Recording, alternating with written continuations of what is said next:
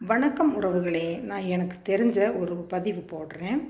Brazil நாட்டில் ஒரு வயதானவர் $10,00,000 பெறுமானம் உள்ள காரை குழி தோண்டி புதைச்சாரம்மா. இதை நான் புதைக்க போகிறேன், இது நான் செத்தா என் கூட வரும்னு சொன்னாரம்மா. அதுக்கு அங்கே இருக்கிறவங்களாம் இல்லாதவங்களுக்கு கூட கொடுக்கலாம், நீங்கள் இப்படி பண்ணுறீங்களேன்னு சொல்லி சில பேர் கோபமாகவும் பேசினாங்களாம், ஒரு மாதிரி பேசினாங்களாம்மா எல்லாரும்.